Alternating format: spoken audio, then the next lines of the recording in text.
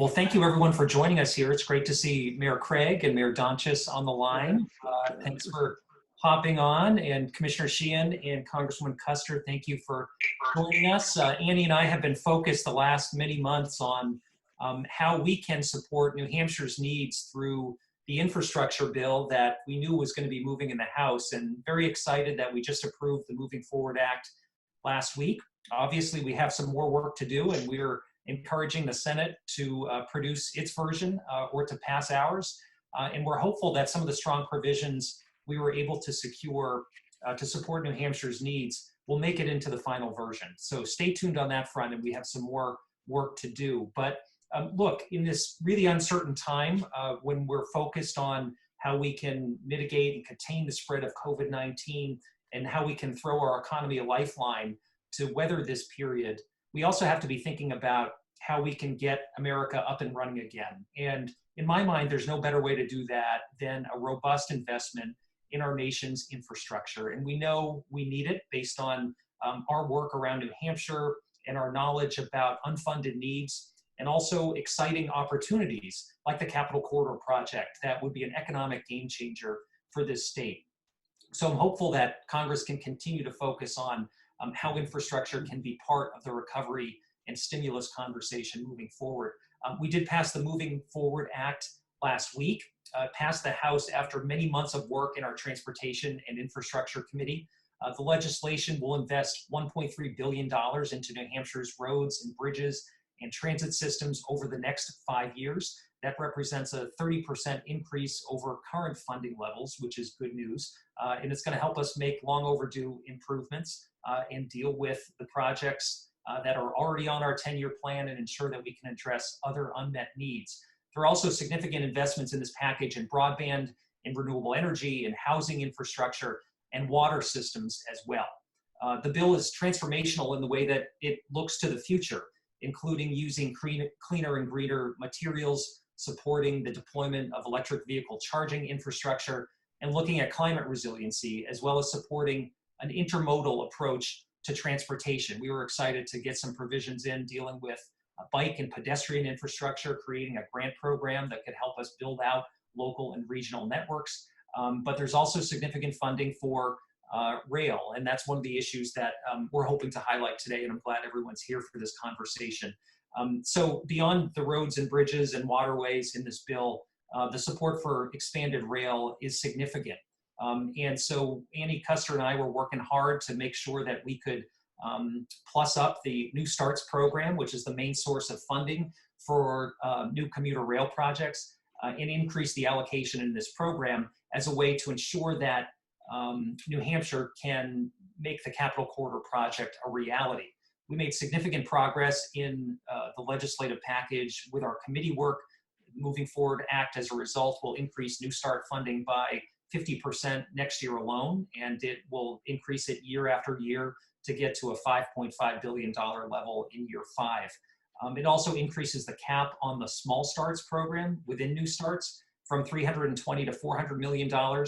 This is an easier, streamlined program to get some of these smaller projects off the ground, and the hope is that the Capital Corridor project can fall into this category. One of the other changes that we advocated for was subsidizing the credit risk premium for borrowing costs for rail projects that get financing through a program called the Railroad Rehabilitation and Financing Program. And we were able to get $100 million into these subsidies, which is going to help projects like the Capital Corridor reduce costs and get the financing that makes sense. In recent years, we've seen businesses relocate to New Hampshire.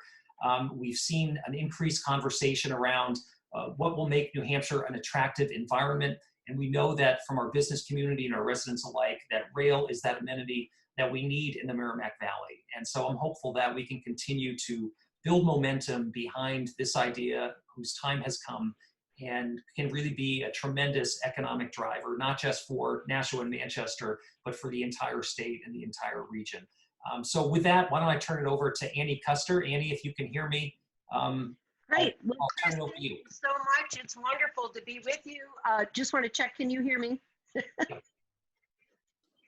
Are you okay? I think we're good to go. So I thank you. It's so great having you on the Transportation and Infrastructure Committee. I was honored to serve on the Steering and Policy Committee, and to get you onto that. So that full committee was one of New England's big pluses this year. I want to thank everyone for joining us today, and in particular to have Commissioner Sheehan with us and Mayor Donchis and Mayor Craig.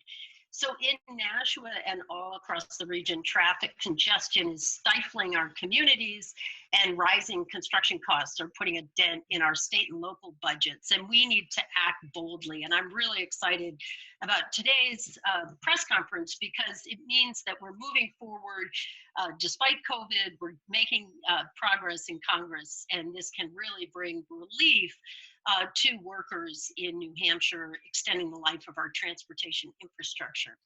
So I'm very proud of Chris and his colleagues in the House Transportation and Infrastructure Committee, and the vote that was taken on the House floor to pass H.R. 2, the Moving Forward Act. This bill includes key provisions from the bipartisan Invest in American Railroads Act that was bipartisan legislation that I introduced with Representative Smuckler and Representative Pappas earlier in the year.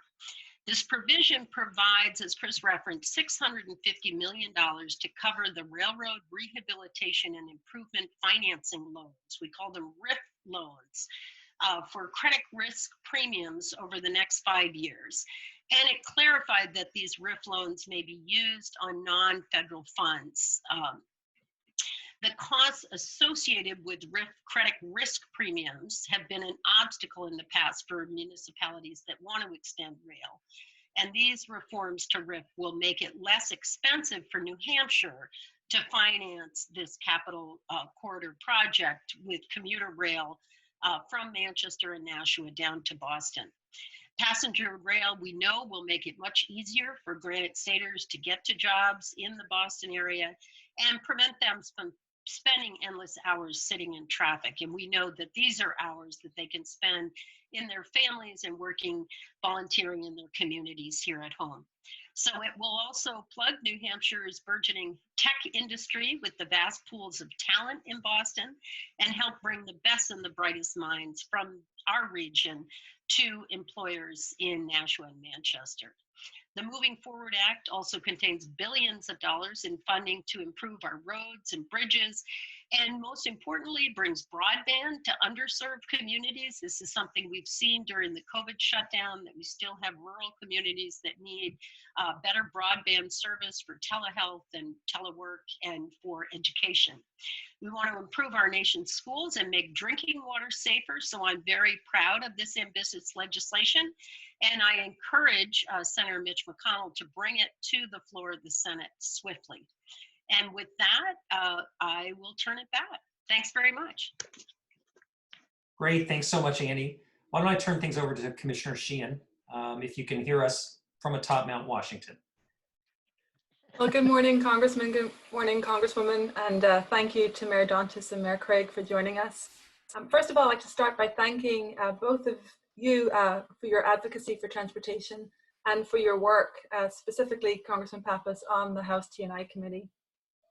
I thought I'd begin by giving an update on the Capital Corridor project. We're currently in what's called the project development phase. That means we're advancing the design, environmental permitting, and also working on the financial plan. That financial plan includes both estimating the cost of construction and operating the new service, but also looking at available funding sources. With the FAST Act expiring, the current federal authorization in September, the department and our colleagues across the country and other state DOTs have been advocating for the timely passage of reauthorization, so we have that funding certainty as we look to the future and plan our vital construction projects.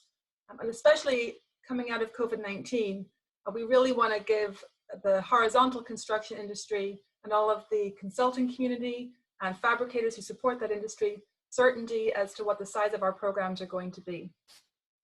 But for the Capital Corridor project in particular, it's really important that this piece of legislation is passed, because we want to understand what those different funding opportunities are as we develop that financial plan as part of this phase of the project.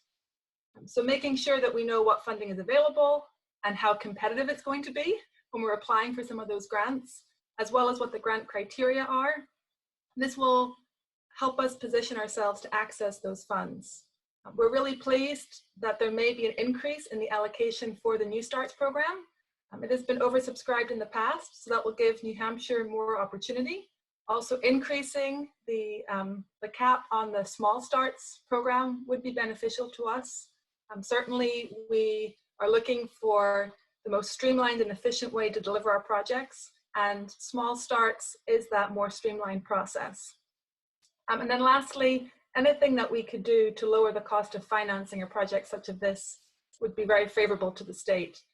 So we're really urging Congress for that timely passage of reauthorization, because as we're planning any of our projects, but most importantly the Capital Corridor, we are looking for that funding certainty, as well as understanding what categories of funding this project might be eligible for.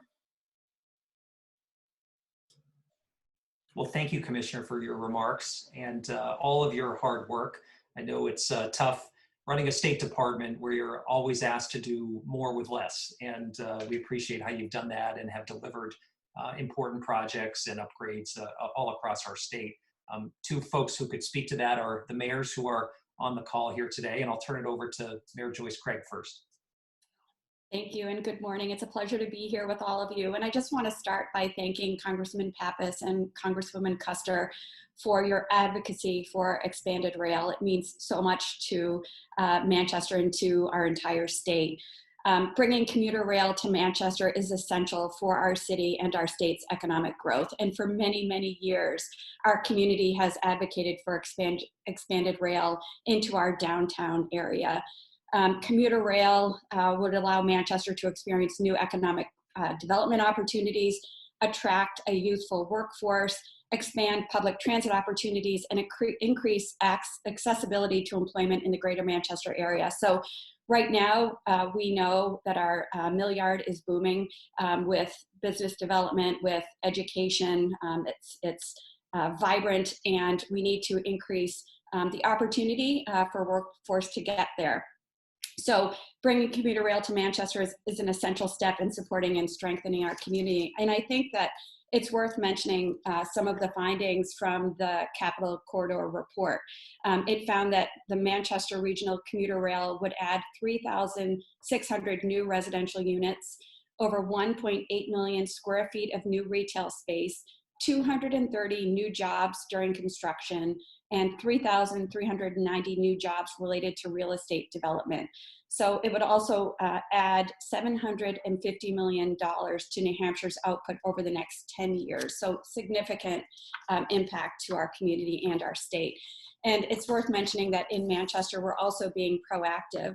We've applied for the 2020 Build Grant, which basically includes infrastructure improvements to Manchester's South Mill Yard downtown area, to include increased transportation choices and a new multimodal transportation corridor. So we are working toward doing everything we can from the local perspective to increase transportation opportunities as well.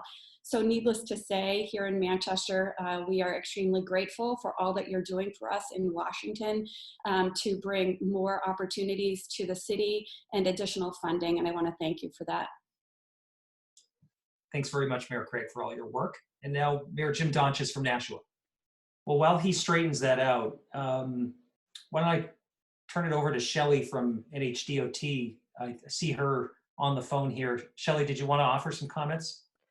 I think Commissioner Sheehan covered it all, with the exception that, we're in, as she said, the project development phase, and we're currently negotiating the scope and fee for the consultant. So we'll be continuing with that process and moving forward to the governor and executive council for contract approval when we get to a final stage. All right, can you hear me now? We've got you, Mayor. Yep. Thanks so much. So sorry about the technical difficulties. The Zoom life is not the greatest, but in any event, we're all trying to get through it. I first want to thank our members of Congress, Annie Kuster and Chris Pappas, for helping us on this rail project. and increasing the chances that we can complete this project along with Commissioner Sheehan and the Department of Transportation. The rail project for Nashua, we're bringing commuter rail to New Hampshire, Nashua and Manchester, will benefit everyone. And our underlying goal that everyone is working on here is to build a stronger economy for our state and for our communities, and to build stronger communities. Creating a stronger link to what is really the economic engine of New England, which is Boston, will enable us to attract employees and residents that we cannot attract now, will enable our residents, 30% of the national workforce does commute to Massachusetts. It will enable many of our residents to commute south without entering the daily grind of a 1 to 2 hour commute that people experience on Route 3 and 93 as well. And with this commuter rail project, we will, as Mayor Craig already mentioned, be able to increase real estate development and around the rail stations and in our downtowns. So this will benefit everyone in the sense that a stronger economy means better revenues for the state of New Hampshire, and the state is struggling with that now because of COVID-19, but a stronger tax base for the state, and will include for the communities, Nashua and Manchester, mean a stronger tax base, increased tax revenues, and a better ability to deliver quality services to our residents. So this is a project that will, as I said, benefit everyone, and therefore I'm so glad and excited that progress has been made. I really am glad that we have our 2 members of Congress working so actively on this.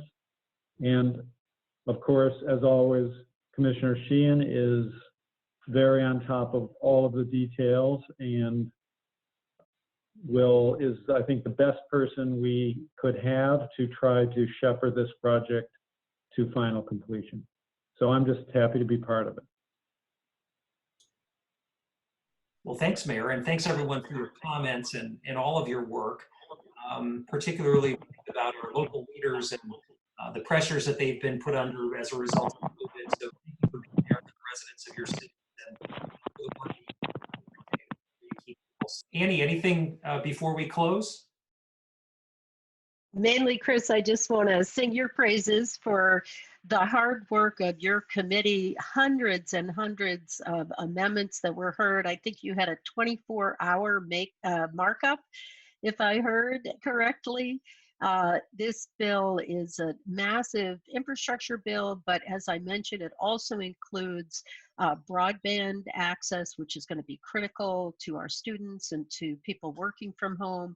Includes clean water infrastructure, which I know certainly in Nashua and around the state, those are important issues. And I'm just super, super excited to bring this rail funding this far, and I just want to encourage, I know Senator Shaheen and Senator Hassan will be terrific advocates when this bill comes to the floor of the Senate, and just encourage Senator Mitch McConnell to bring the bill to the Senate. These are long-awaited infrastructure improvements all across our country and critically important, particularly for our economic recovery from the COVID shutdown. So thanks so much for your good work, and thanks for including me today. Well, great. And as Commissioner Sheehan referenced, we're still operating under the FAST Act until the end of September. And so that's the big stick for Congress to get its work done in a timely fashion. And there are a lot of states that are watching this process, trying to anticipate and plan. It's hard to do. And so I do hope we don't get a short-term reauthorization, but we at least get a 5-year program that can plus up some of these important federal programs, bring some more dollars back to New Hampshire, and help bring a project like the Capital Corridor project off the table and into fruition. So we'll keep sharpening our pencils and keep doing that work. And we thank everyone for taking some time to join us, and hope everyone stays safe.